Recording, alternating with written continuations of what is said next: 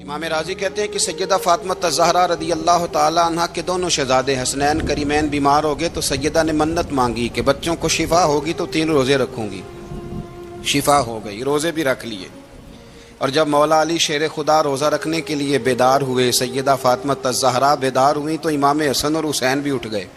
7-8 سال کی عمر، اماں جی ہم نے بھی رکھنا ہے۔ صبح کھجور اور دودھ سے روزہ رکھ لیا گیا۔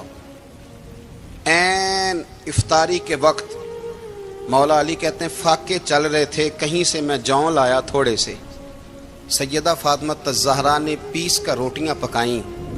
وہ وقت جو بڑا مشکل ہوتا ہے افطار کا، کہتے ہیں اس وقت جب کھانے کے لیے بالکل ہاتھ آگے بڑھنے لگے اور امید تھی کہ ابھی سیدنا بلال اللہ اکبر کہیں گے تو روزہ کھلے گا، لیکن ابھی چند ہی منٹ رہتے تھے کہ دروازے پر ایک فقیر نے صدا دی۔ کہنے لگا سارے مدینے کے دروازے کھٹکھٹا آیا ہوں، قحط ہے، فاقہ ہے، اے رسول اللہ کے خاندان والو، میں یتیم ہوں، کسی نے بتایا ہے کہ اور کوئی دروازہ کھلے نہ کھلے سیدہ کا دروازہ تیرے لیے ضرور کھلے گا، کیا یتیم کو روٹی ملے گی؟ تو حضرت مولا علی نے بچوں کی طرف دیکھا ہی تھا کہ امام حسن ساری روٹیاں جا کے دروازے پہ دے آئے۔ کھجور اور پانی سے افطار ہو گیا۔ صبح پھر کھجور اور دودھ سے روزہ رکھا۔ امام راضی کہتے ہیں عین وہ وقت جب افطار کا ٹائم آیا تو پھر دروازے پہ کسی نے صدا دی، کہا اے رسول اللہ کے خاندان والوں میں مسکین ہوں، رات سے روٹی کھائی ہے، نہ صبح کھا سکا نہ دوپہر، کسی نے بتایا ہے کہ اس دروازے سے خالی کوئی نہیں جاتا۔ امام حسن نے پھر سارا لنگر اٹھایا اور پھر جا کے دے دیا۔ تیسرا دن پھر ہوا۔ مجھے لگتا ہے کہ جب افطار کا ٹائم آیا ہوگا نا تو یہ خود ہی سارے دروازے پہ دیکھتے ہوں گے، یہ کوئی آیا نہیں لینے والا ابھی تک۔ لگتا ہے کہ نظریں دروازے پہ تھیں۔ عین افطار کے وقت 3 روٹیاں جب جوں کی پک کے آئی تو ایک بھکاری نے صدا دی، کہنے لگا میں قیدی ہوں، آج ہی قید سے رہائی ملی ہے، پہلے دن کسی کے دروازے پہ صدا دی ہے روٹی ملے گی۔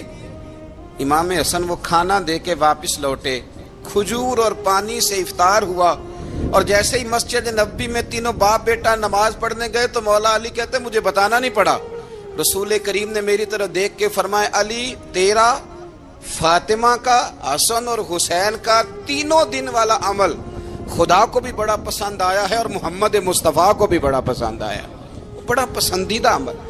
میں کہتا ہوں کہ حضرت فاطمہ نے نا ان کی تربیت پہلے ہی کر دی تھی، 3 دن بغیر افطار کے روزہ رکھنے کی، وہ ٹریننگ گھر سے ہو چکی تھی۔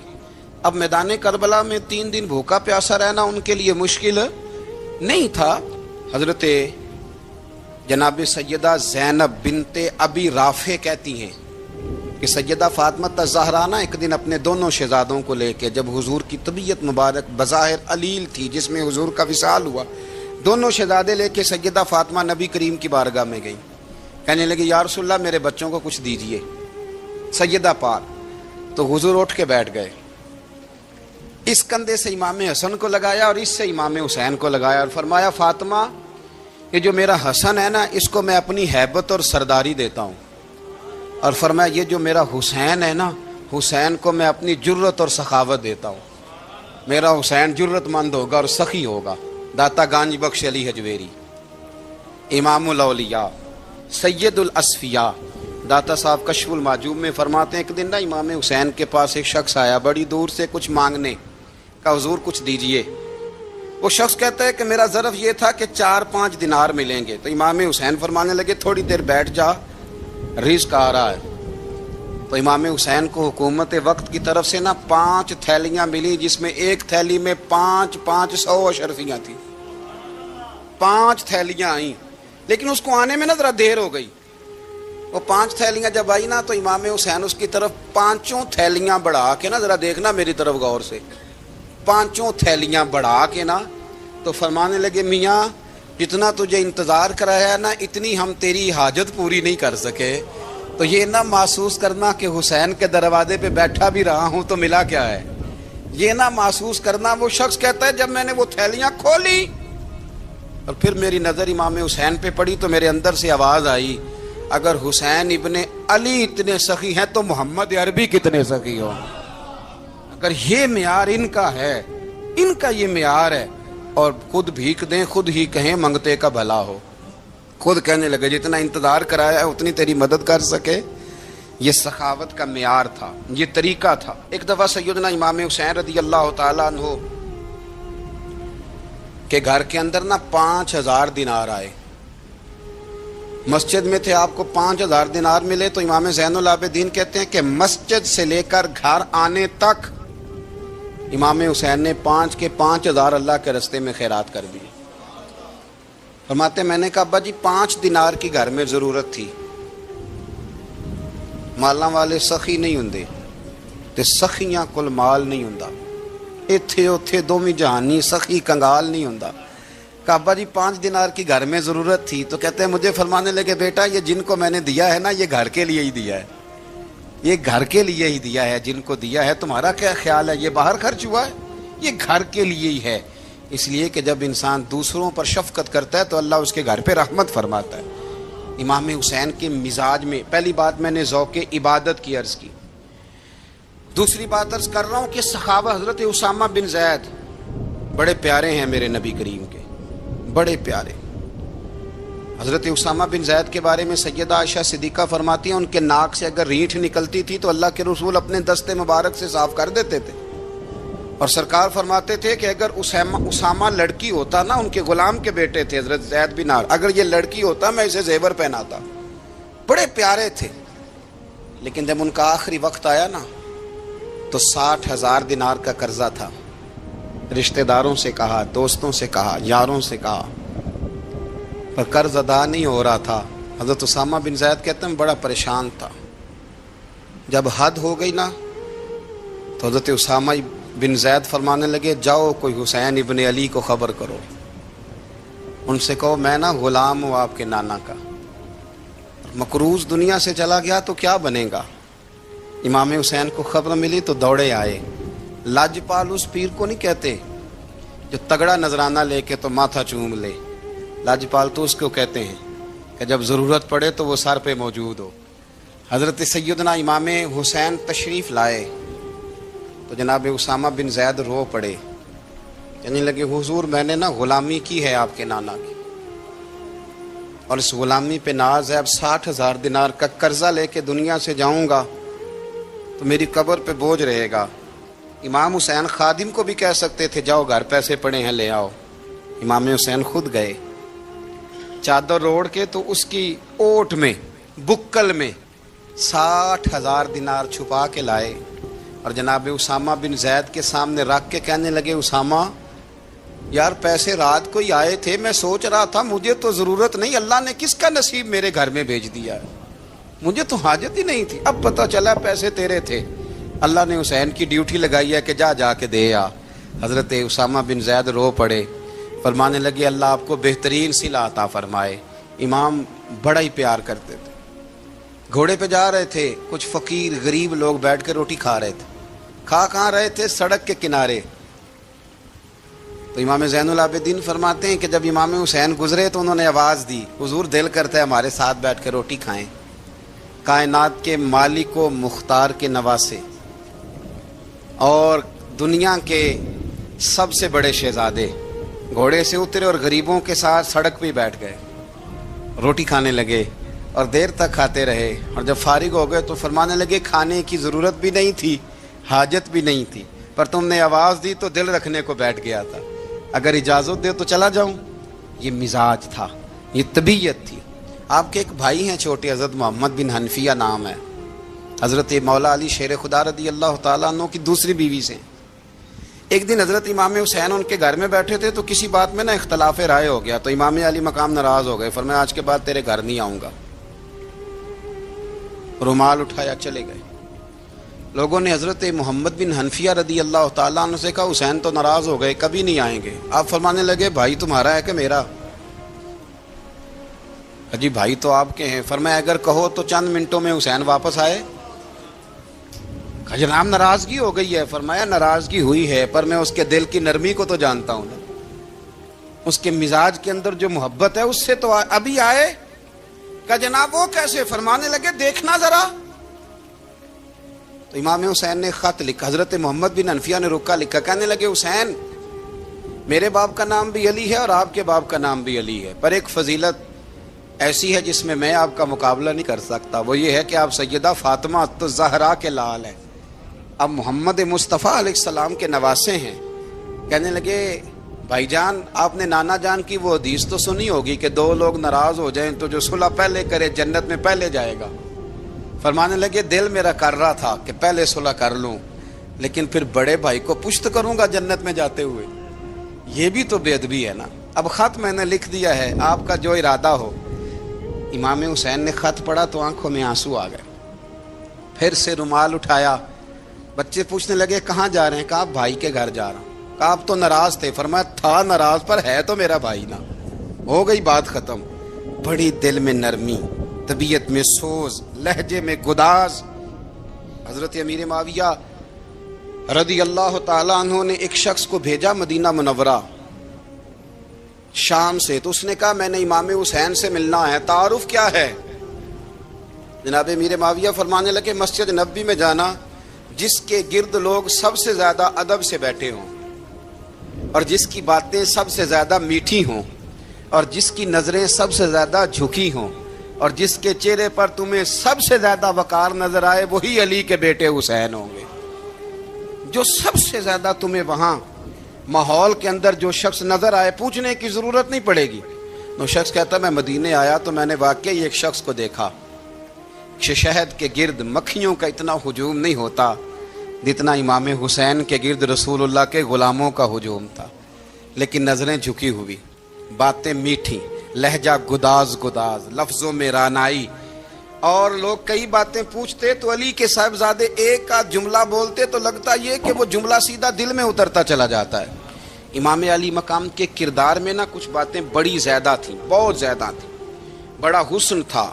ایک بات تو یہ تھی امام حسین رضی اللہ تعالیٰ عنہ کا علم و فضل بڑا کمال کا تھا۔ ایک دفعہ صحابہ میں مسئلہ بن گیا کہ بچہ پیدا ہوتا ہے تو اس کا وظیفہ کیسے لگانا ہے۔ امام حسین کا علم و فضل بتا رہا ہوں، علم و فضل۔ تو بات بڑی پیچیدہ ہو گئی۔ حضرت عبداللہ ابن زبیر کے پاس لوگ آئے، کہنے لگے کہ آپ بڑے صاحب علم و فضل ہیں، آپ نے حضور علیہ الصلوۃ والسلام کے ساتھ وقت گزارا ہے، تو مسئلے کو حل کریں کہ بچہ پیدا ہونے کے بعد حکومت اگر وظیفہ لگائے گی تو کب لگائے گی؟ جب بحث طول پکڑ گئی، مسئلہ حل نہیں ہوتا تھا، تو حضرت عبداللہ ابن زبیر کہنے لگے ہم سے نہیں حل ہوگا، ایک بندہ ہے جس کے سینے میں رسول اللہ صلی اللہ تعالیٰ علیہ وسلم کے نور نبوت کا فیضان ہے، وہ یہ مسئلہ حل کریں گے۔ تو کہا وہ کون سے؟ آپ فرمانے لگے جب ہم سے مسائل حل نہیں ہوتے تو ہم ان کے علم سے فائدہ اٹھاتے ہیں۔ کہا کون ہے؟ کہا جناب امام حسین۔ تو لوگ حضرت امام حسین کے پاس گئے کہ حضرت یہ ایک مسئلہ الجھ گیا ہے کہ بچہ پیدا ہو تو وظیفہ کب لگانا ہے؟ فرمایا الجھنے والی بات ہی کوئی نہیں، پیدا ہونے کے بعد جب وہ پہلی دفعہ آواز نکالے تو اس کا وظیفہ لگا دو۔ اس کا مطلب یہ ہے کہ وہ دنیا میں آ گیا ہے، اس نے اپنے آنے کا اظہار کر دیا ہے، اعلان کر دیا ہے، اب اس کا وظیفہ لگا دو۔ تو اس پر پھر صحابہ کا اتفاق ہو گیا۔ امام حسین کے علم سے، فضل سے لوگ فیض اٹھاتے تھے۔ حضرت سیدنا امام حسین کی شہادت کے بعد حضرت عبداللہ ابن زبیر رضی اللہ تعالیٰ عنہ نے قاتلان حسین سے خطاب کیا اور فرمانے لگے اللہ کی قسم تم نے اس شخص کو شہید کیا ہے جو راتوں کو لمبے لمبے قیام کرتا تھا، اور تم نے اس شخص کو شہید کیا ہے جس سے میں دن میں جب بھی ملتا تھا تو وہ روزے سے ہوتا تھا۔ تم نے اس شخص کو شہید کیا جو قائم اللیل تھا، صائم الدہر تھا، اس شخص کو تم نے شہید کیا۔ آپ کو پتہ ہے کہ میدان کربلا میں جب 9 محرم کو ابن سعد نے امام حسین سے کہا کہ جنگ کرو اگر یزید کی بیعت نہیں کرنی، تو امام حسین نے فرمایا ایک رات کی مہلت دے دو، ایک رات کی مہلت دے دو۔ حضرت امام زین العابدین کہتے ہیں میں نے اپنے والد گرامی سے عرض کی کہ ابا جی آپ جہاد سے دور جانے والے تو ہیں نہیں، آپ تو جہاد سے پیار کرنے والے، اور یہ بھی پتہ ہے مجھے کہ یہ جنگ اب ہو کے رہے گی، تو ایک رات کی مہلت لینے کا معنی کیا ہے؟ بھئی کل بھی لڑنا ہے اور رات بھی لڑنا ہے، تو ابا جی ایک رات کی مہلت۔ تو سیدنا امام حسین رضی اللہ تعالیٰ عنہ فرمانے لگے بیٹا رات کی مہلت اس لیے لی ہے کہ میں آج رات کھل کے اپنے رب کی عبادت کر لوں۔ میں استغفار کر لوں، میں لمبے سجدے کروں، اور کہا زین العابدین تو جانتا ہے نا کہ مجھے نماز سے، تلاوت سے، دعا سے اور استغفار سے بڑا پیار ہے۔ رسول کریم علیہ السلام نے فرمایا، جامع ترمذی میں موجود ہے، فرمایا میں جا رہا ہوں پر تمہیں دو بڑی بھاری بڑی وزنی چیزیں دے کے جا رہا ہوں۔ صحیح ستہ کی روایت، دو وزنی چیزیں تمہارے بیچ چھوڑ کے جا رہا ہوں، اگر ان کو تھام کے رہو گے تو کبھی گمراہی تمہارے پاس نہیں آئے گی۔ یا رسول اللہ وہ کون کون سی؟ فرمایا ایک اللہ کی کتاب دے کے جا رہا ہوں اور دوسرا اپنا خاندان دے کے جا رہا ہوں۔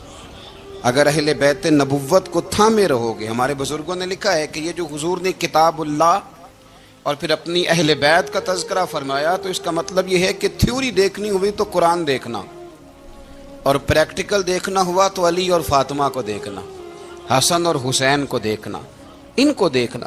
نبی کریم علیہ الصلوۃ والسلام کے اہل بیت مینارہ نور ہیں، ان کی محبت، ان کا پیار کیوں بھلا؟ اس لیے کہ یہ وہ خوبصورت لوگ ہیں جن کو خود میرے نبی پاک نے تراشا ہے۔ ان کی سیرت میں جتنے رنگ ہیں وہ رسول کریم نے خود بھرے ہیں۔ ان کی ایک ایک بات کا خیال نبی پاک نے رکھا ہے، حضور نے از خود انہیں اپنی صحبت عطا کی ہے۔ زیادہ دور نہیں تھا سیدہ فاطمہ کا گھر، مسجد نبوی کے ساتھ تھا۔ اللہ کے رسول دن میں 2 دفعہ جایا کرتے تھے، پھر بھی کبھی کبھی فرماتے فاطمہ میرا دل کرتا ہے آج میں رات تیرے گھر میں قیام کروں۔ تو سیدہ فاطمہ الزہرا فرماتی ہیں کہ آمنہ کے لال اس طرح بھی میرے گھر میں قیام کرتے تھے کہ حضور چارپائی پہ لیٹتے تھے تو ایک کندھے پہ امام حسن کا سر ہوتا تھا اور دوسرے پہ امام حسین کا سر اقدس ہوتا تھا، اور فرماتی ہیں رات کو کبھی حسنین کریمین دودھ مانگتے تو میں اٹھتی دودھ دینے کے لیے، تو حضور فرماتے لیٹ جاؤ آج میرے ساتھ سوئے ہیں تو دودھ بھی میں ہی پلاؤں گا۔ تو محبوب اٹھتے ان کے لیے دودھ لاتے برتن سے نکال کے، حضور نے انہیں وقت دیا اور پھر ان کی چھوٹی چھوٹی چیزوں کا خیال رکھا۔ صحیح بخاری میں موجود ہے، تربیت پر توجہ دی۔ امام حسین تشریف لائے، ابھی عمر مبارک 7 سال کے قریب تھی، مسجد نبوی میں صدقے کی کھجوروں کا ڈھیر لگا ہوا تھا۔ چھوٹا بچہ جو ہوتا ہے نابالغ، اس پر شریعت کے احکامات نہیں آتے۔ صدقے کی کھجوروں کا ڈھیر تھا مسجد نبوی میں۔ یہ تربیت ہے، یہ ٹریننگ ہے جو اللہ کے محبوب نے خود انہیں عطا فرمائی۔ صدقے کی کھجوروں کا ڈھیر تھا، امام حسین حضور کے ساتھ آئے تو امام علی مقام نے ایک کھجور اٹھا کے منہ میں رکھ لی۔ شارحین نے لکھا ہے لگتا یہ ہے کہ کئی دنوں کی بھوک تھی، کیونکہ یہ فاقہ اہل بیت کا بڑا محبوب ہے۔ مجبور نہیں تھے، وہ تو خزانوں کے مالک تھے، پر غریبوں سے محبت کی وجہ سے فاقے کیا کرتے تھے۔ یہ ان کی پسند ہے فاقہ کرنا۔ تو ایک کھجور امام علی مقام نے رکھ لی تو اللہ کے رسول نے گلے میں انگلی ڈال کے نکال دی، تو فرمایا حسین یہ صدقہ ہے، یہ میری اہل بیت کے لیے درست نہیں ہے۔ حضور نے خود تربیت کی، اور پھر سیدہ فاطمہ الزہرا نے اپنے بچوں کو تراشا، ان پر محنت کی۔ میں اکثر گزارش کرتا ہوں دوستوں سے، میں کہتا ہوں کربلا کا واقعہ کوئی حادثاتی نہیں ہے، اس کے پیچھے پوری ایک لاجک ہے، اس کے پیچھے پورا ایک فلسفہ ہے۔ ایسے ہی کوئی آدمی 3 دن بھوکا پیاسا رہ سکتا ہے؟ کسی آدمی کو صبح اس نے کھانا کھایا اور شام تک کھانا نہ ملے تو ٹانگیں کانپتی ہیں۔ رمضان المبارک میں عبادت کی نیت سے روزہ رکھنے والے بھی شام کو بڑے پریشان ہو جاتے، اور مسلسل 3 دن کھانا نہ کھایا جائے اور پانی نہ پیا جائے، اور حال یہ ہے کہ وہی آدمی تلوار لے کے میدان میں نکلے اور اس کی حالت یہ ہو کہ لوگ اس کے آگے دوڑنا شروع کر دیں، ہزاروں کی فوجیں تاب نہ لا سکیں۔ علی کا گھر بھی وہ گھر ہے کہ جس گھر کا ہر ایک بچہ جسے دیکھو وہی شیر خدا معلوم ہوتا ہے۔ یہ کوئی آسان ہے؟ اس کے پیچھے پوری ایک اس کے پیچھے فلسفہ ہے۔ امام راضی کی تفسیر کبیر دیکھیے گا، حضرت امام حسین کی وہ شخصیت تھی کہ مشکات میں حدیث ہے، نبی پاک صلی اللہ تعالی علیہ وسلم کی چچی جناب ام فضل صبح صبح گھبرائی حضور کی بارگاہ میں آئیں، عرض کی یا رسول اللہ صلی اللہ علیہ وسلم آج میں نے عجیب خواب دیکھا ہے، میں ڈر گئی ہوں۔ حضور نے فرمایا چچی کیا دیکھا؟ عرض کی حضور میں نے دیکھا ہے کہ آپ کے وجود کا گوشت کا ایک ٹکڑا کٹ کے میری جھولی میں آ گیا ہے۔ حضور یہ کیا ہے؟ تو محبوب خواب سن کے مسکرائے، فرمایا چچی یہ پریشانی والا خواب نہیں، یہ تو خوشی والا خواب ہے۔ اللہ فاطمہ کو بیٹا عطا کرے گا اور وہ تیری گود میں کھیلا کرے گا، چونکہ وہ میرے وجود کا ٹکڑا ہوگا، لہذا خواب تجھے یہ آئی ہے۔ تو امام حسین پیدا ہوئے، امام حسن کی عمر ابھی 11 مہینے تھی، تو نبی پاک نے امام حسین کو جناب ام فضل اپنی چچی کی گود میں دے دیا کہ فاطمہ کے لیے دونوں بچے سنبھالنا مشکل ہوگا. وہ خواب اس طرح پوری ہوئی. امام حسین سے حضور نے بڑا پیار کیا, بڑی محبت فرمائی نبی پاک سے. کچھ حدیثیں میں نے جمعے میں عرض کی تھیں. حضرت ابو ہریرہ رضی اللہ تعالیٰ عنہ کہتے ہیں یہ واحد بچہ تھا حضور کے گھرانے کا کہ میں نے دیکھا کہ نبی پاک صلی اللہ علیہ وسلم بیٹھے تھے تو یہ حضور سے کہہ رہے ہیں, نبی پاک سے, کہ نانا جی اٹھ کے کھڑے ہو. کہتے ہیں حضور کھڑے ہو گئے تو کہنے لگے میں نے آپ کے برابر جانا ہے. بچے جو مرضی ضد کر لیتے ہیں نا. قد چھوٹا تھا, عمر 7.5 سال تھی. کہنے لگے نانا میں نے برابر جانا ہے. تو نبی پاک صلی اللہ علیہ وسلم نے ہاتھ پکڑ لیے, فرمایا چل پھر ہو جا برابر.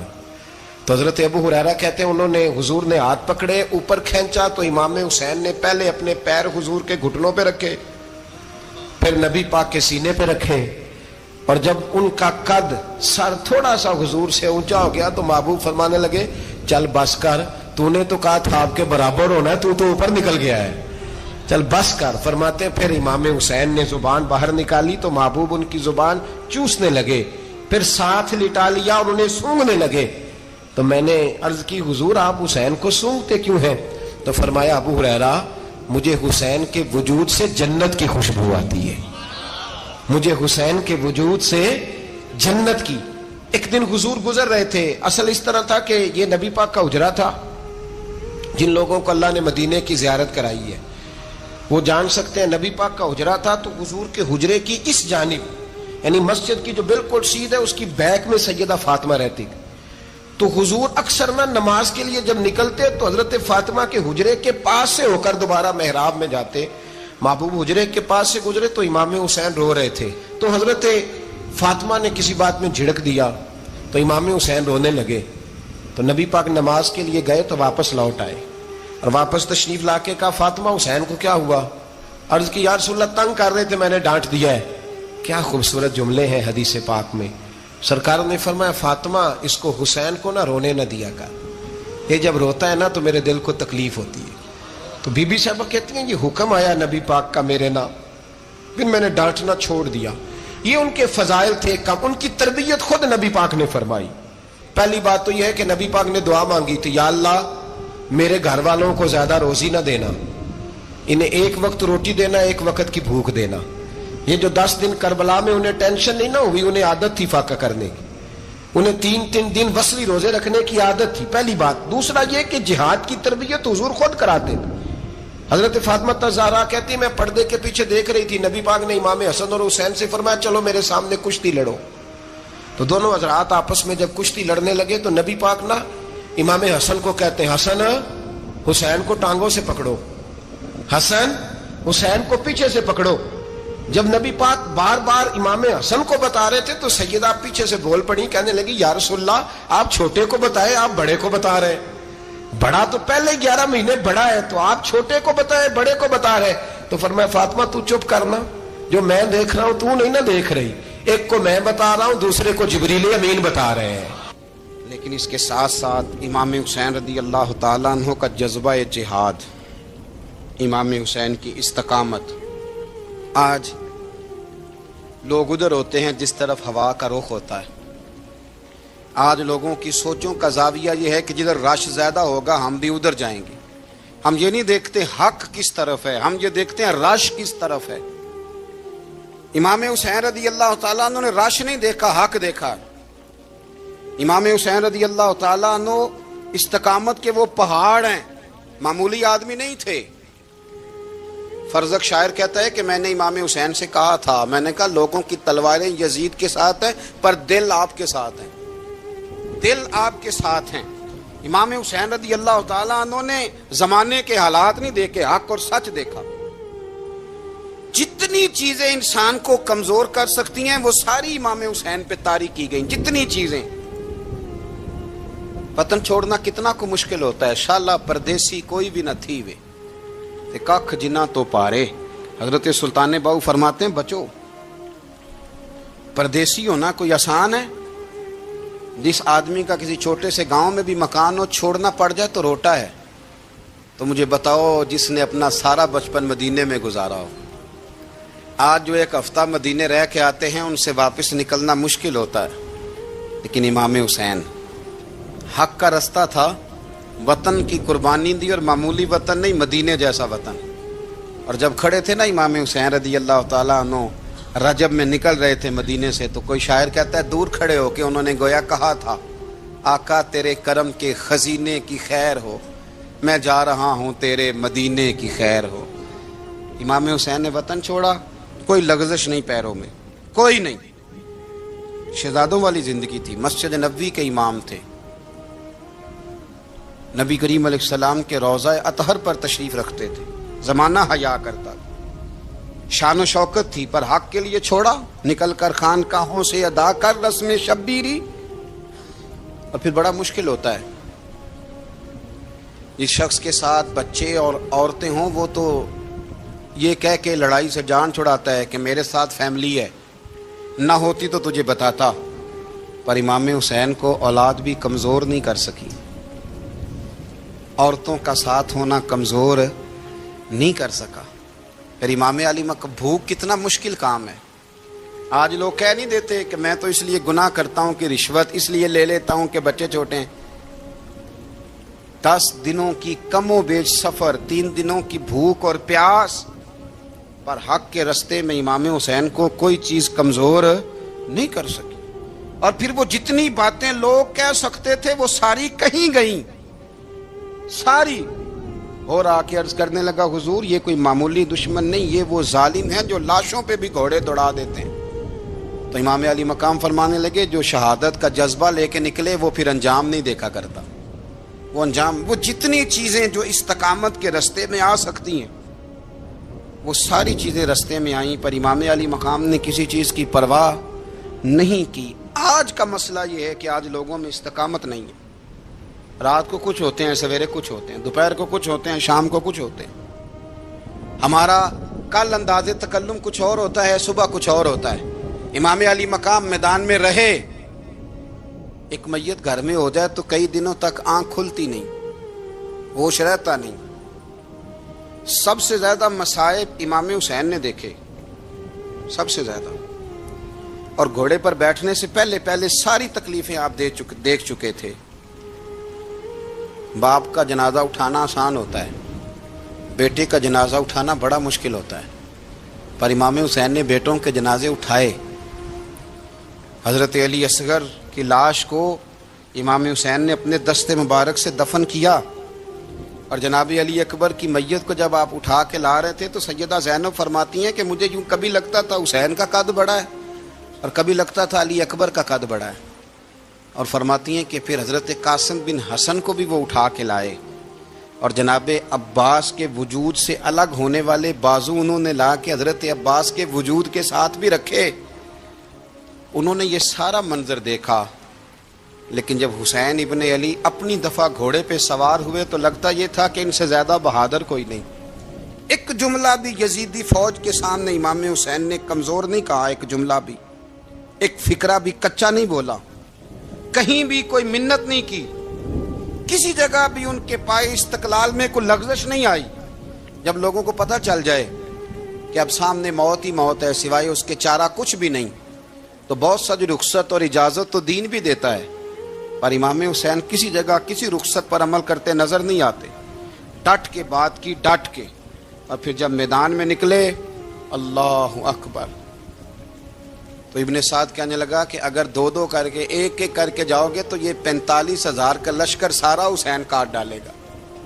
یک بارگی حملہ کرو گے تو بات. اتنی استقامت، اتنا. آج تو لوگ ڈپریشن کے مریض ہیں، آج تو لوگ ٹینشن کے مریض ہیں. ہر دوسری بات میں لوگ کہتے ہیں وہ بڑا، پر کس بات سے؟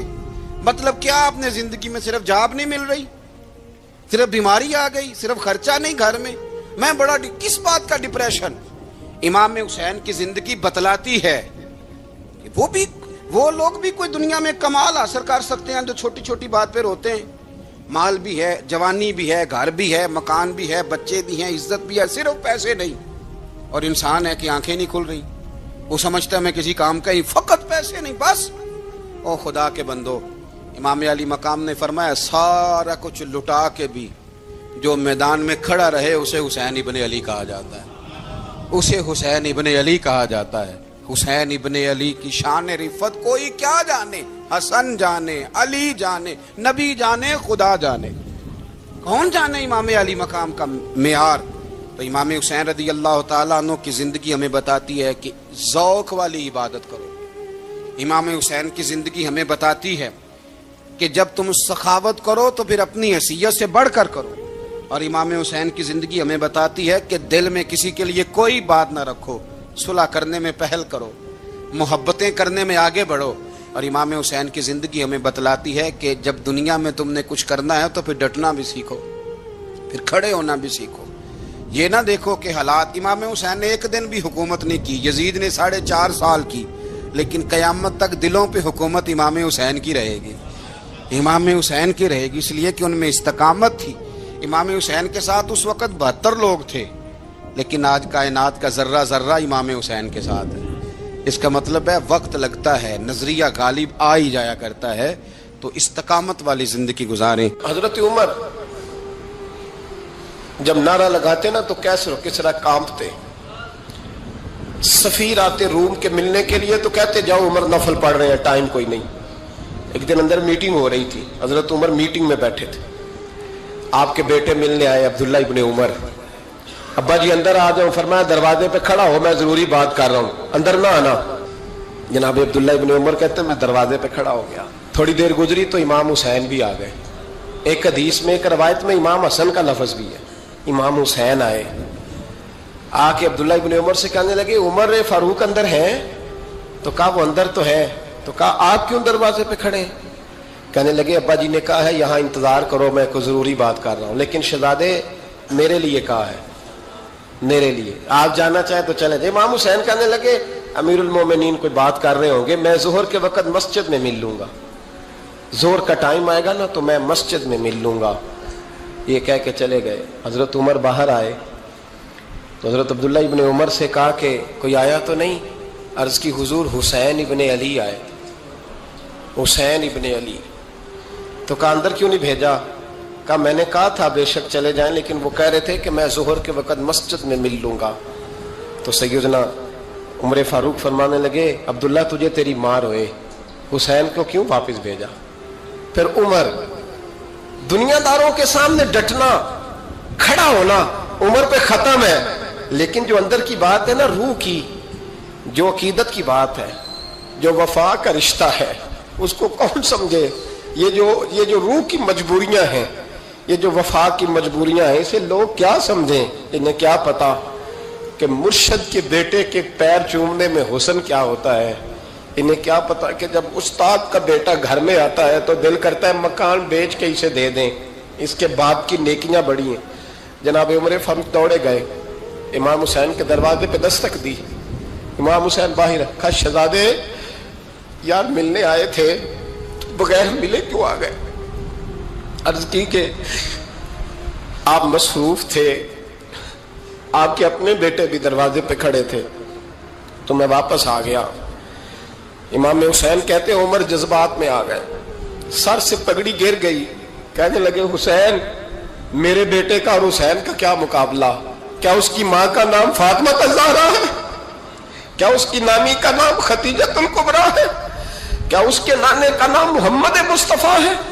اور پھر سر سے پگڑی اتری تھی، اپنے بال زور سے پکڑ لیے، کہنے لگے حسین میں نا مکے میں اونٹ چرایا کرتا تھا اور ڈنڈوں سے مار کھاتا تھا اپنے باپ سے، یہ جو آج ساری دنیا میں عمر کے نعرے لگتے ہیں یہ تیرے نانے کا صدقہ ہے۔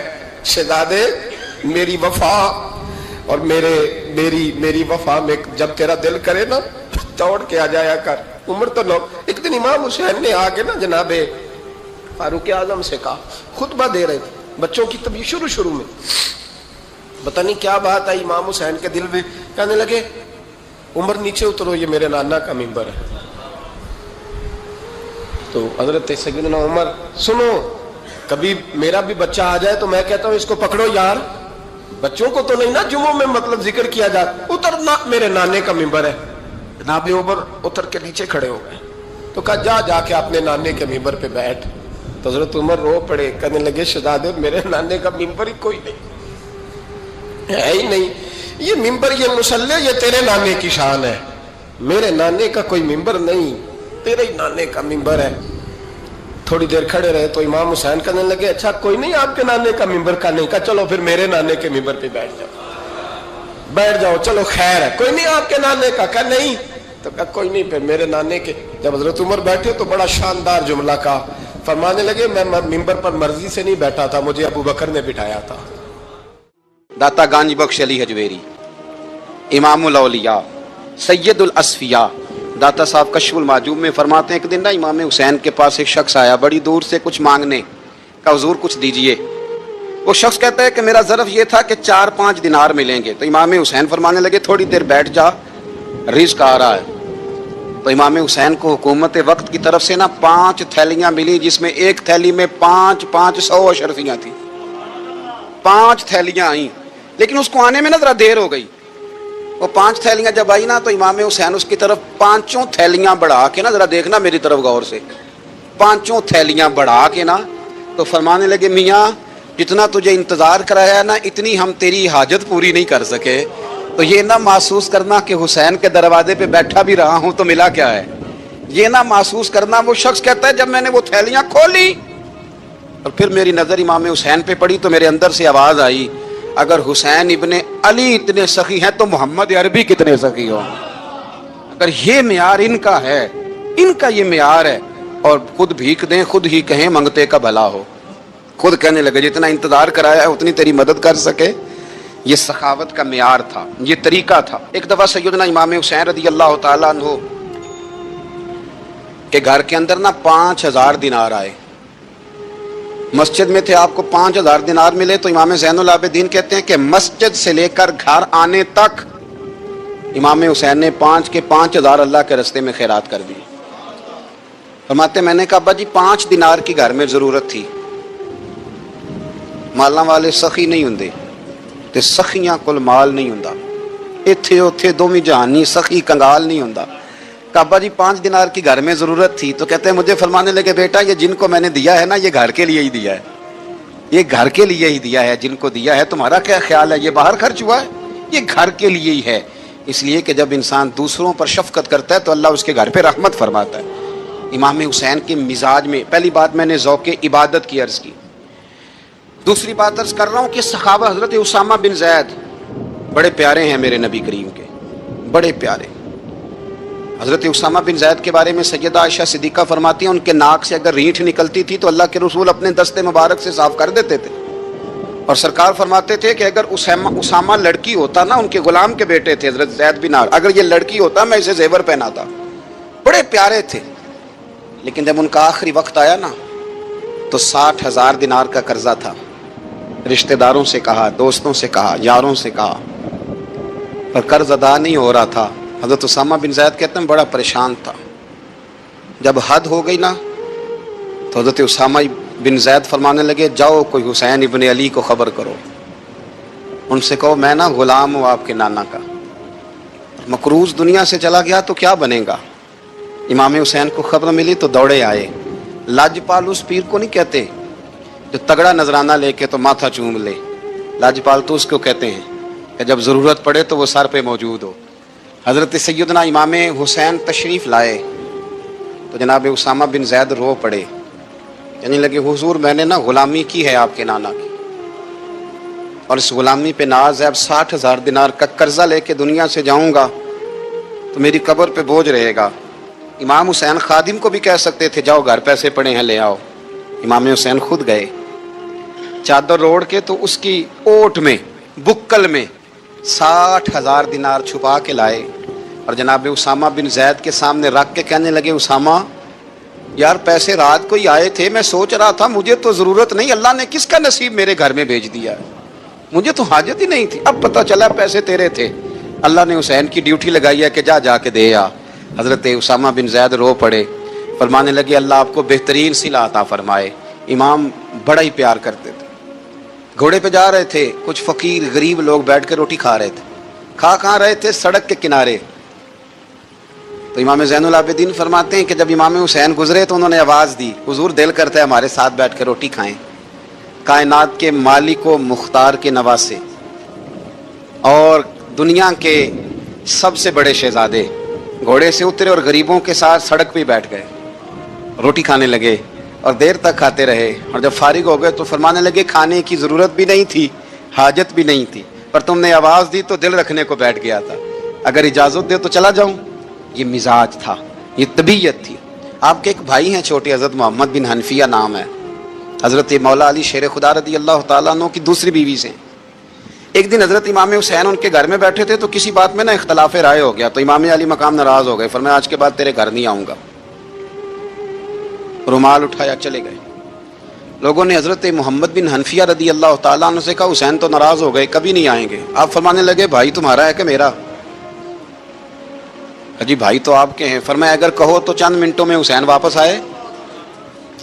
जनाब नाराज़गी हो गई है। फरमाया नाराज़गी हुई है पर मैं उसके दिल की नरमी को तो जानता हूँ ना, उसके मिजाज के अंदर जो मोहब्बत है उससे तो अभी आए। कहा जनाब वो कैसे? फरमाने लगे देखना जरा। तो इमाम हुसैन ने खत लिखा, हजरत मोहम्मद बिन हनफिया ने रुक्का लिखा, कहने लगे हुसैन मेरे बाप का नाम भी अली है और आपके बाप का नाम भी अली है, पर एक फजीलत ऐसी है जिसमें मैं आपका मुकाबला नहीं कर सकता, वो ये है कि आप सैयदा फातिमा तो ज़हरा के लाल है, अब मोहम्मद मुस्तफ़ा अलैहिस्सलाम के नवासे हैं। कहने लगे भाईजान आपने नाना जान की वो हदीस तो सुनी होगी कि दो लोग नाराज़ हो जाएं तो जो सुलह पहले करे जन्नत में पहले जाएगा। फरमाने लगे दिल मेरा कर रहा था कि पहले सुलह कर लूँ, लेकिन फिर बड़े भाई को पुश्त करूँगा जन्नत में जाते हुए, ये भी तो बेअदबी है ना। अब ख़त मैंने लिख दिया है, आपका जो इरादा हो। इमाम हुसैन ने ख़त पढ़ा तो आंखों में आंसू आ गए। फिर से रुमाल उठाया, बच्चे पूछने लगे कहाँ जा रहे हैं? कहा भाई के घर जा रहा हूँ। कहा आप तो नाराज़ थे। फरमाया था नाराज़ पर है तो मेरा भाई ना, हो गई बात ख़त्म। बड़ी दिल में नरमी, तबीयत में सोज, लहजे में गुदाज। हज़रत अमीर माविया रदी अल्लाह ताला अन्हु ने एक शख्स को भेजा मदीना मुनव्वरा शाम से, तो उसने कहा मैंने इमाम हुसैन से मिलना है, तारुफ क्या है? जनाब अमीर माविया फरमाने लगे मस्जिद नबी में जाना जिसके गिर्द लोग सबसे ज़्यादा अदब से बैठे हों और जिसकी बातें सबसे ज़्यादा मीठी हों और जिसकी नज़रें सबसे ज़्यादा झुकी हों और जिसके चेहरे पर तुम्हें सबसे ज़्यादा वकार नज़र आए, वही अली के बेटे हुसैन होंगे। जो सबसे ज़्यादा तुम्हें वहाँ माहौल के अंदर जो शख्स नज़र आए, पूछने की ज़रूरत नहीं पड़ेगी। तो शख्स कहता मैं मदीने आया तो मैंने वाकई एक शख्स को देखा, शहद के गिर्द मक्खियों का इतना हुजूम नहीं होता जितना इमाम हुसैन के गिर्द रसूलुल्लाह के गुलामों का हुजूम था, लेकिन नज़रें झुकी हुई, बातें मीठी, लहजा गुदाज गुदाज, लफ्ज़ों में रानाई। और लोग कई बातें पूछते तो अली के साहबजादे एक आध जुमला बोलते तो लगता ये कि वो जुमला सीधा दिल में उतरता चला जाता है। इमाम अली मकाम के किरदार में ना कुछ बातें बड़ी ज़्यादा थी, बहुत ज़्यादा थी, बड़ा हुस्न था। एक बात तो ये थी इमाम हुसैन रदी अल्लाह ताला अन्हु का इल्म व फजल बड़ा कमाल का था। एक दफ़ा सहाबा में मसला बन गया कि बच्चा पैदा होता है तो इसका वजीफ़ा कैसे लगाना है। इमाम हुसैन का इल्म व फजल बता रहा हूँ, इल्म व फजल। तो बात बड़ी पेचीदा हो गई। हज़रत अब्दुल्लाह इब्न ज़ुबैर के पास लोग आए, कहने लगे कि आप बड़े साहिब इल्म व फजल हैं, आपने हुजूर अलैहिस्सलाम के साथ वक्त गुजारा है, तो मसले को हल करें कि बच्चा पैदा होने के बाद हुकूमत अगर वजीफ़ा लगाएगी तो कब लगाएगी। जब बहस तूल पकड़ गई, मसला हल नहीं होता था, तो हज़रत अब्दुल्लाह इब्न ज़ुबैर कहने लगे हमसे नहीं हल होगा। एक बंदा है जिसके सीने में रसूलुल्लाह सल्लल्लाहु ताला अलैहि वसल्लम के नूर नबुव्वत का फैज़ान है, वो ये मसला हल करेंगे। तो कहा वो कौन से? आप फरमाने लगे जब हमसे मसाइल हल नहीं होते तो हम उनके इल्म से फ़ायदा उठाते हैं। कहा कौन है? कहा जनाब इमाम हुसैन। तो लोग हज़रत इमाम हुसैन के पास गए, कहा हज़रत ये एक मसला उलझ गया है कि बच्चा पैदा हो तो वजीफ़ा कब लगाना है। फरमाया उलझने वाली बात ही कोई नहीं, पैदा होने के बाद जब वो पहली दफ़ा आवाज़ निकाले तो उसका वजीफ़ा लगा दो। इसका मतलब ये है कि वो दुनिया में आ गया है, उसने अपने आने का इजहार कर दिया है, ऐलान कर दिया है, अब उसका वजीफ़ा लगा दो। तो इस पर फिर सहाबा का इत्तेफाक हो गया।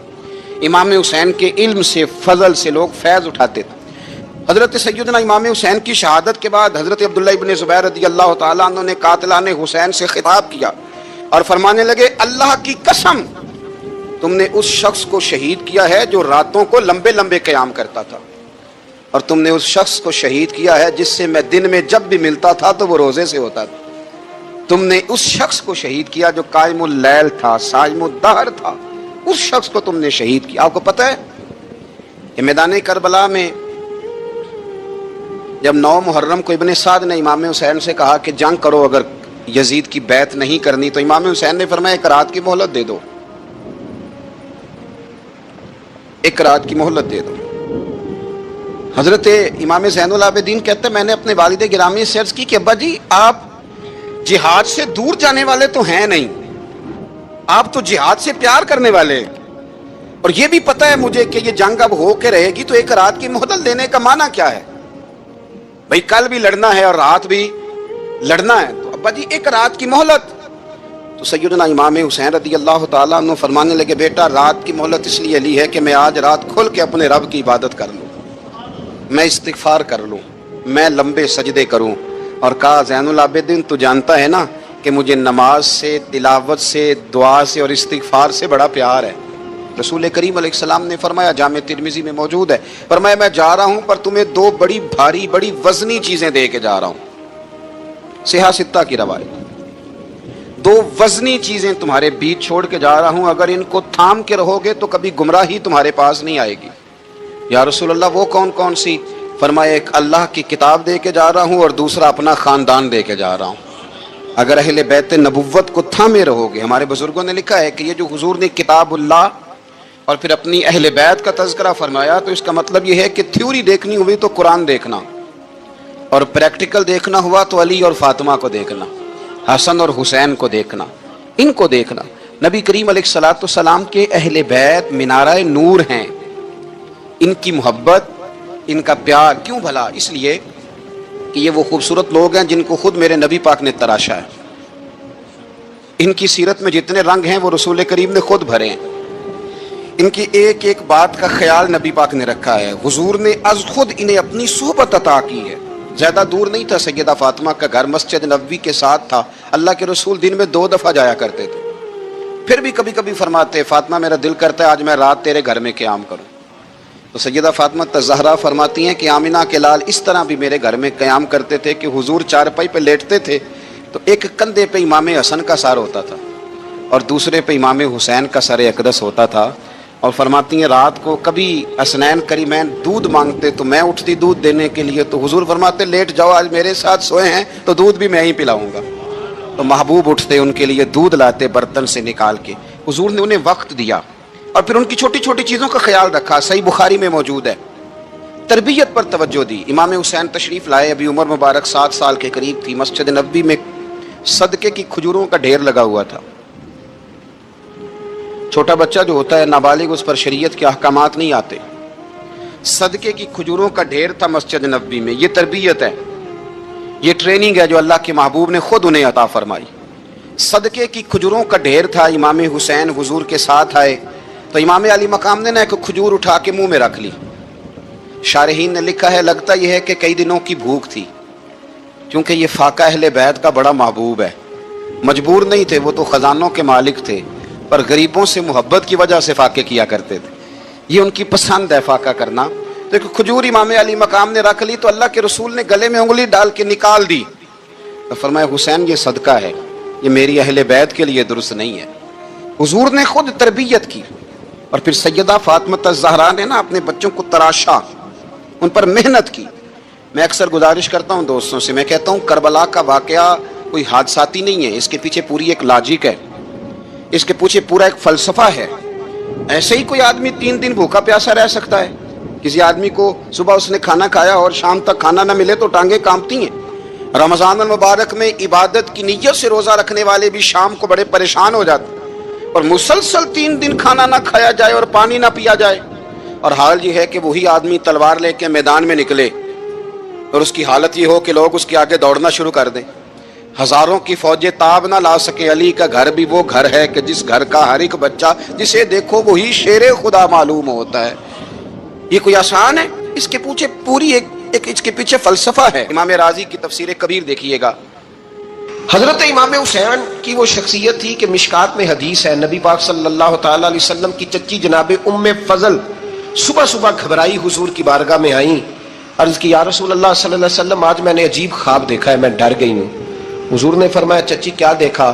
عرض کی حضور میں نے دیکھا ہے کہ آپ کے وجود کا گوشت کا ایک ٹکڑا کٹ کے میری جھولی میں آ گیا ہے۔ حضور یہ کیا ہے؟ تو محبوب خواب سن کے مسکرائے، فرمایا چچی یہ پریشانی والا خواب نہیں، یہ تو خوشی والا خواب ہے۔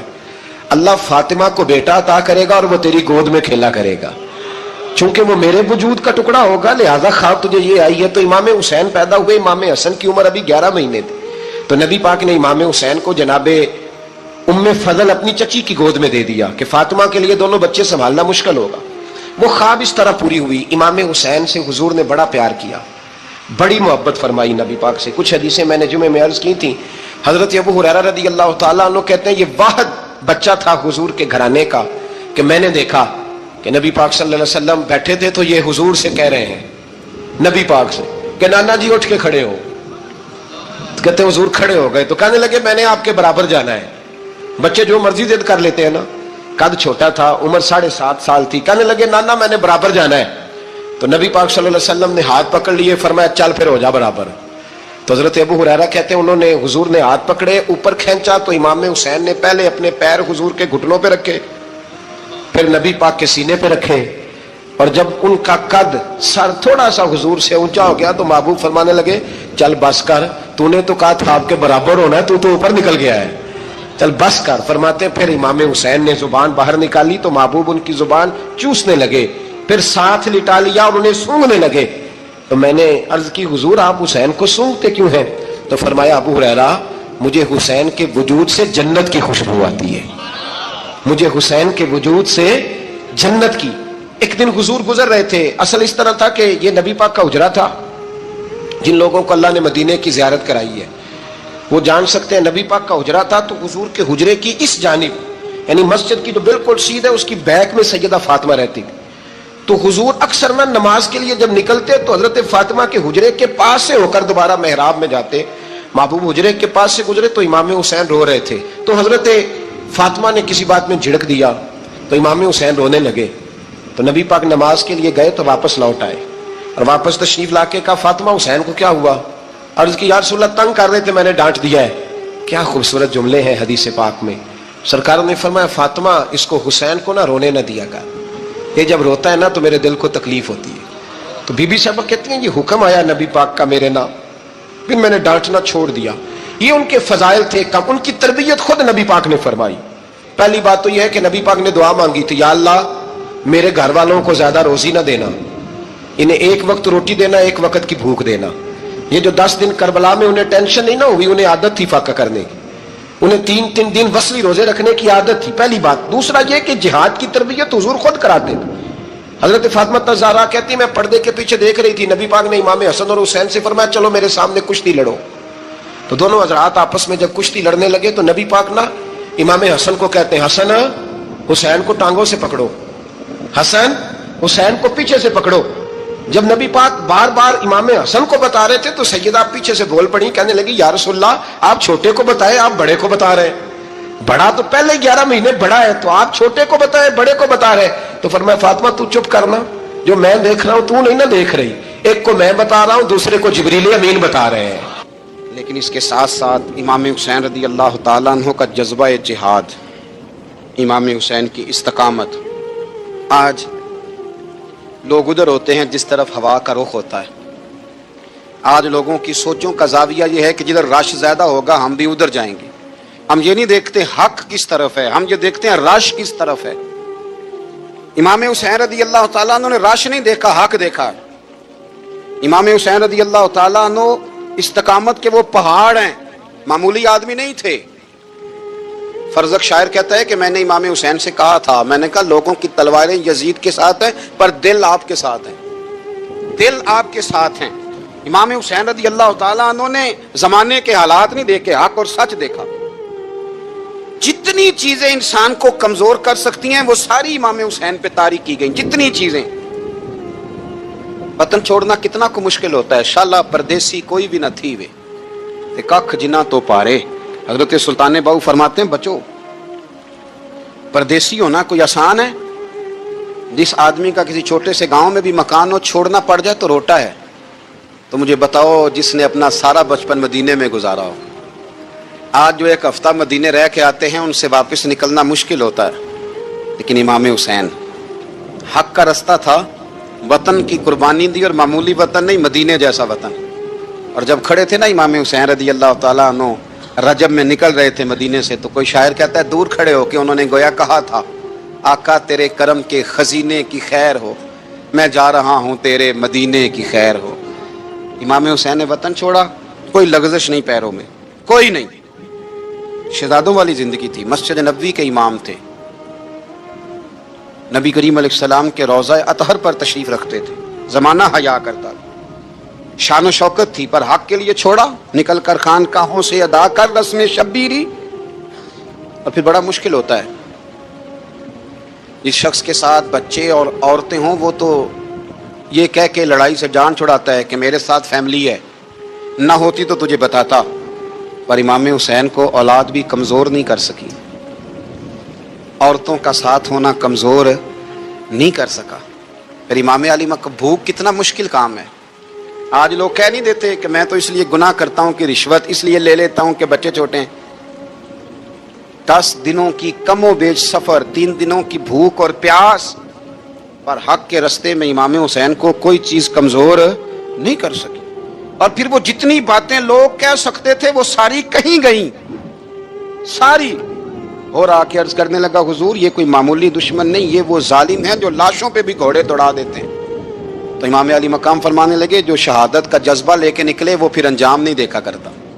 वो अंजाम, वो जितनी चीज़ें जो इस्तकामत के रस्ते में आ सकती हैं वो सारी चीज़ें रस्ते में आईं, पर इमाम अली मकाम ने किसी चीज़ की परवाह नहीं की। आज का मसला ये है कि आज लोगों में इस्तकामत नहीं है।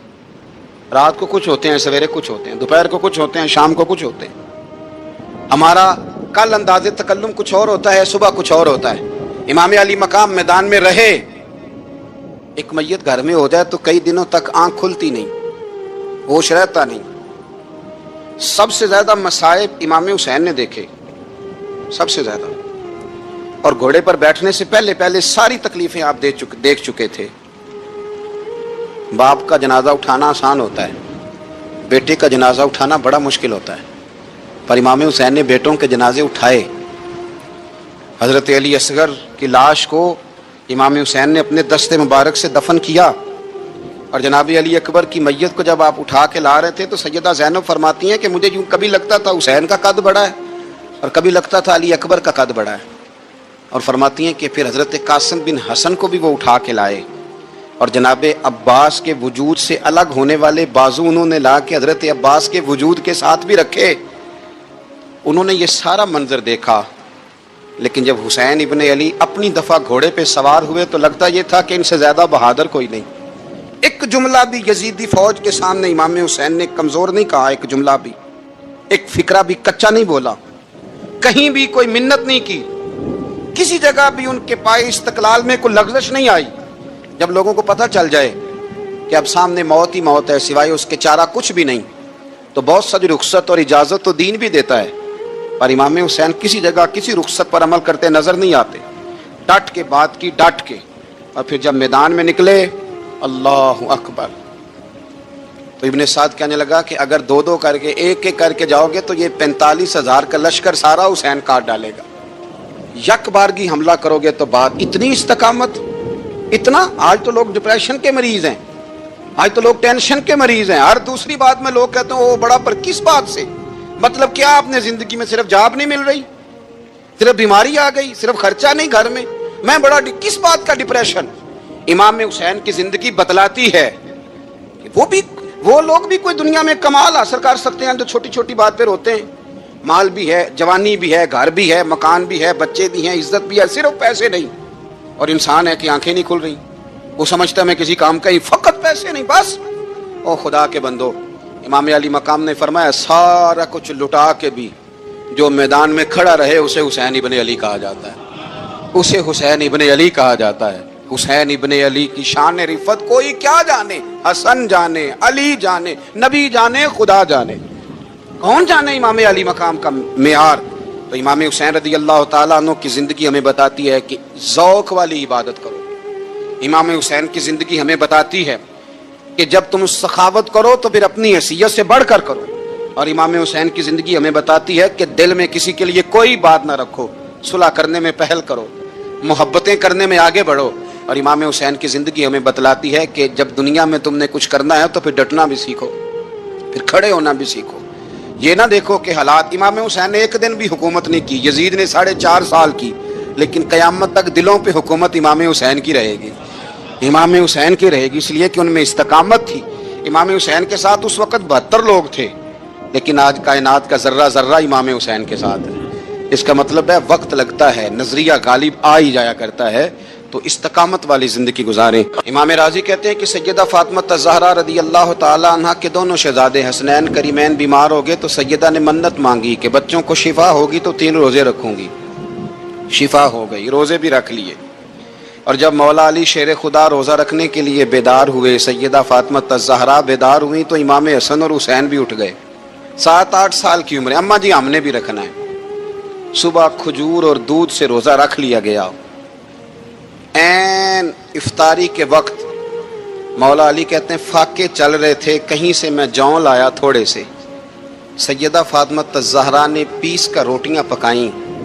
وہ وقت جو بڑا مشکل ہوتا ہے افطار کا، کہتے ہیں اس وقت جب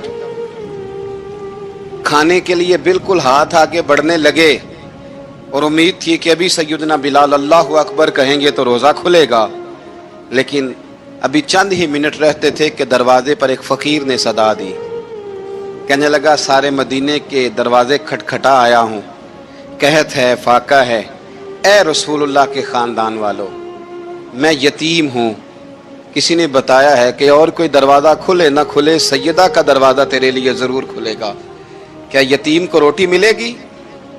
تو حضرت مولا علی نے بچوں کی طرف دیکھا ہی تھا کہ امام حسن ساری روٹیاں جا کے دروازے پہ دے آئے، کھجور اور پانی سے افطار ہو گیا۔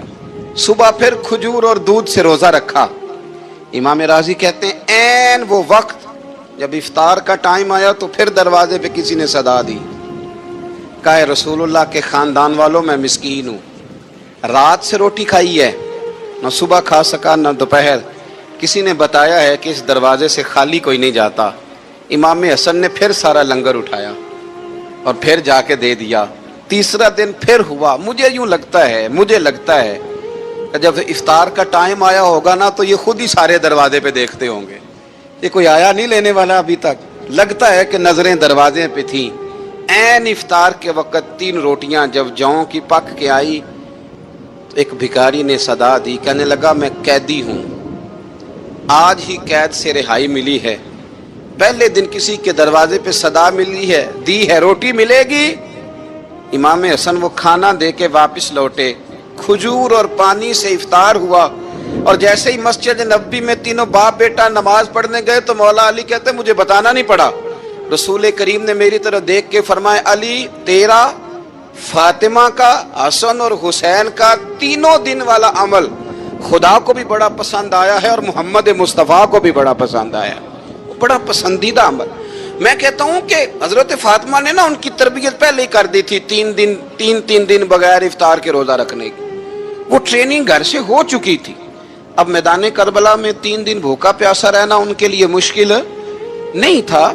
حضرت جناب سیدہ زینب بنت ابی رافع کہتی ہیں کہ سیدہ فاطمہ الزہرا نا ایک دن اپنے دونوں شہزادوں کو لے کے، جب حضور کی طبیعت مبارک بظاہر علیل تھی جس میں حضور کا وصال ہوا، دونوں شہزادے لے کے سیدہ فاطمہ نبی کریم کی بارگاہ میں گئی، کہنے لگی یا رسول اللہ میرے بچوں کو کچھ دیجئے سیدہ پاک، تو حضور اٹھ کے بیٹھ گئے، اس کندھے سے امام حسن کو لگایا اور اس سے امام حسین کو لگایا اور فرمایا فاطمہ یہ جو میرا حسن ہے نا اس کو میں اپنی ہیبت اور سرداری دیتا ہوں، اور فرمایا یہ جو میرا حسین ہے نا حسین کو میں اپنی جرت اور سخاوت دیتا ہوں، میرا حسین جرت مند ہوگا اور سخی ہوگا۔ خوبصورت انداز ہے میرے رسول پاک علیہ السلام کا، جتنی شاندار طبیعت حضور نے مولا علی شیر خدا کی تھی اتنی کوئی کر سکتا ہے، اور جتنی اعلیٰ ترین تربیت اور حسن سیدہ فاطمہ کو اللہ نے دیا کسی اور کو مل سکتا ہے؟ لیکن میرے نبی پاک علیہ السلام نے ان کی شادی کے بعد ان کو اکٹھے بٹھا کے ان کے سر آپس میں جوڑ کے ہاتھ اٹھا کے دعا کی تھی کہ اے اللہ ان کے درمیان محبت پیدا فرما دے۔ میاں بیوی کے درمیان جو سب سے اہم چیز ہے وہ محبت ہے۔ بچے کہتے ہیں ہم کدھر جائیں، ابا کی سنیں کہ اماں کی سنیں، اور اکثر گھروں میں بچوں کی تربیت رک جاتی ہے اس لیے کہ میاں بیوی کا سلوک نہیں ہوتا، تباہی اتر جاتی۔ گھر کے اندر ہر شے ہے پر ان کا پیار نہیں، پتہ یہ چلا کہ گھر میں محبت نہ ہو تو گھر نہیں چلتا. اگر محبت کے بغیر ایک گھر نہیں چل سکتا تو محبت مصطفیٰ کے بغیر دین کیسے چلے گا؟ گھر نہیں چلتا میرے بھائی، ٹوٹ جاتا ہے، بکھر جاتا ہے.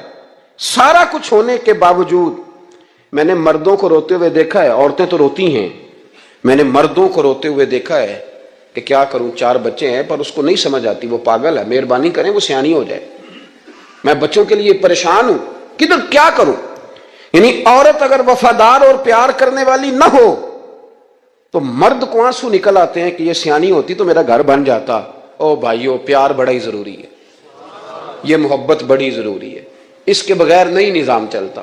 محبت ہو جاتی ہے نا. چلیں ایک واقعہ سناتا ہوں آپ کو، بات زیادہ مضبوط ہو جائے گی. داتا گنج بخش علی حجویری داتا صاحب نے لکھا ہے، یہ آج کل کا جو جدید نوجوان طبقہ ہے وہ ذرا بات جلدی سمجھ جائے گا. داتا صاحب رحمت اللہ لکھا ہے، حضرت عبداللہ بن مبارک رحمت اللہ علیہ سے کسی نے کہا کہ آپ بڑے زبردست محدث ہیں اور اتنی وارفتگی والے صوفی کم ملتے ہیں جتنے آپ ہیں، وجہ کیا ہے؟ تو حضرت عبداللہ بن مبارک فرمانے لگے، مجھے نہ توبہ کرنے سے پہلے ایک عورت سے عشق ہو گیا تھا. عورت سے. بڑی توجہ سے بات سمجھنا. آپ فرماتے ہیں میرا گھرانہ نمازی تھا. یہ داتا صاحب نے لکھا ہے کشف الماجوب میں.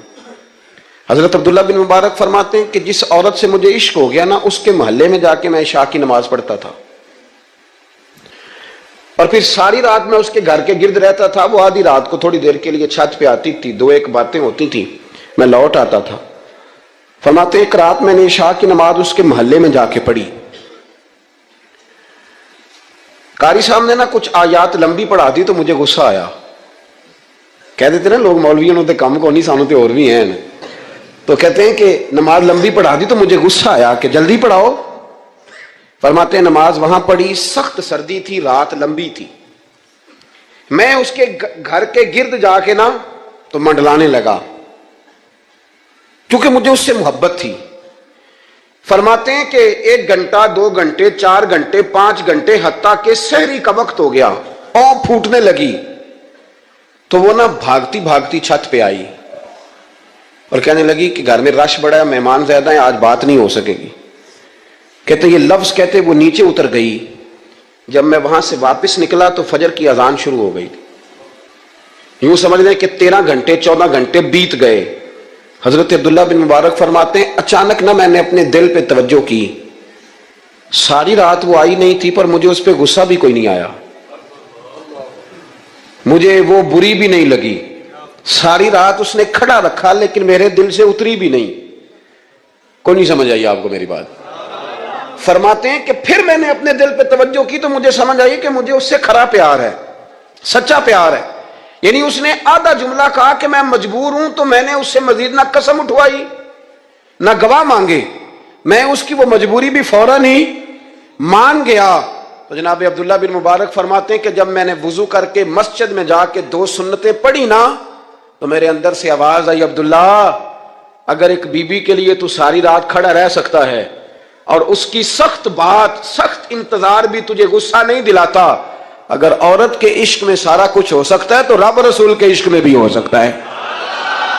پھر ان کی بتائی ہوئی تراویحاں تجھے غصہ نہیں دلائیں گی، پھر ان کا کہا ہوا روزہ تجھے غصہ، پھر تو یہ نہیں کہے گا کہ بڑا مشکل کام ہے جی گرمیاں دے روزے نے.